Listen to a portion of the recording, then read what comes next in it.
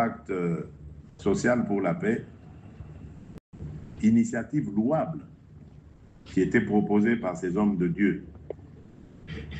Et donc, lorsqu'ils ont demandé à me rencontrer, je n'ai pas refusé.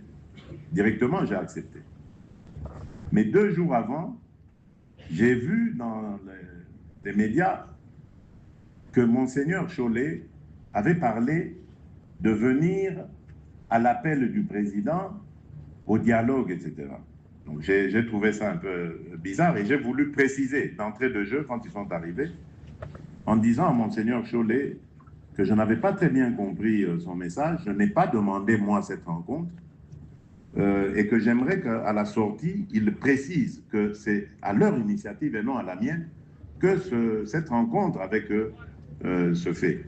Parce que moi, le dialogue, je lui ai dit, il est permanent.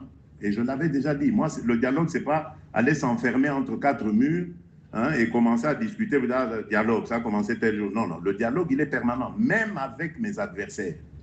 Ma main est toujours tendue pour le dialogue. Parce que je sais que je ne suis pas parfait.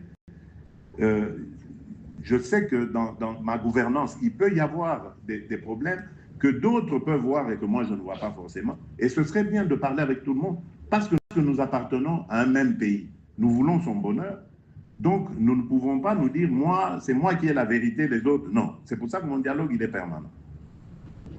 Alors, ils ont compris ça. Il m'a expliqué que c'était une mauvaise interprétation des médias. Je dis, OK, c'est bon. Puis, on a discuté. Je vous épargne le contenu. Mais moi, j'avais posé mes questions lorsque j'ai entendu. J'ai dit, OK, votre initiative, elle est louable. Mais moi, permettez-moi de vous poser une question. La première, c'est de savoir, vous situez votre initiative où dans l'actuel processus qui est impulsé par la région. Et nous étions à quelques jours de la réunion conjointe là, qui a eu lieu à Dar es Salaam entre la SADC et la East African Community. Je dis, voilà, nous avons plusieurs initiatives. Il y a d'abord le processus de Luanda et celui de Nairobi. Aujourd'hui, ils sont certes alignés, mais restent toujours distincts et sous le chapeau maintenant d'un seul médiateur, c'est-à-dire le président João Lourenço. Nous avons, je dis dans quelques jours, nous aurons l'initiative conjointe EAC-SADC. Bon, vous êtes où là? Vous la situez où? Ils ont donné une réponse qui m'a indiqué qu'ils se posaient aussi des questions. Hein, donc, ils l'ont dit, voilà, c'est pour ça qu'on vient vous voir, parce que, bon, voilà. Donc, à vous de faire aussi un effort pour comprendre où vous situez.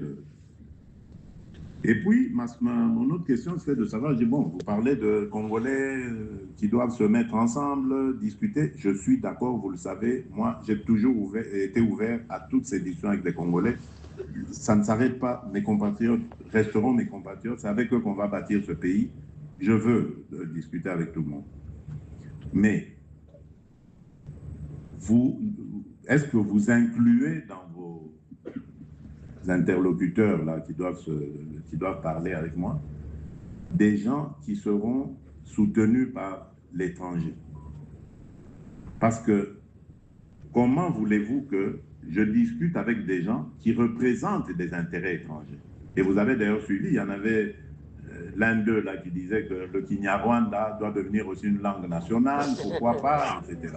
Donc c'est vraiment pour vous donner une indication sur ce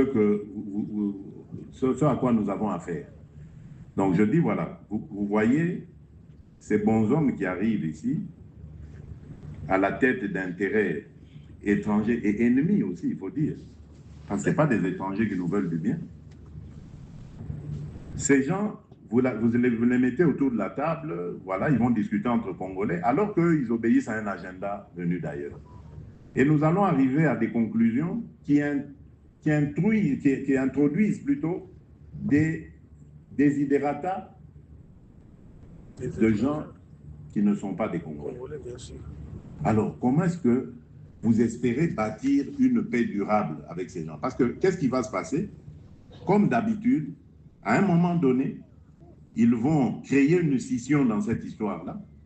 et récupérer ceux qui auront, qui se seront retirés, pour les organiser à nouveau et faire la guerre en disant « Ah oui, mais toutes nos revendications n'avaient pas été prises en compte dans votre histoire là-bas de dialogue, nous recommençons, cette fois-ci nous nous appelons M31 ou M14 ou M je ne sais quoi. » Toujours des aventures pareilles. Et ça se fait au prix des vies de nos compatriotes. Je dis, moi, je ne discute pas avec ça. Si vous avez le temps à aller voir ces gens-là pour... voyez-les, amenez-nous leurs revendications. Et c'est ça, en fait, que je suis en train de dire ici. Discutons, oui, mais je maintiens ma position. Je ne discuterai pas avec des pantins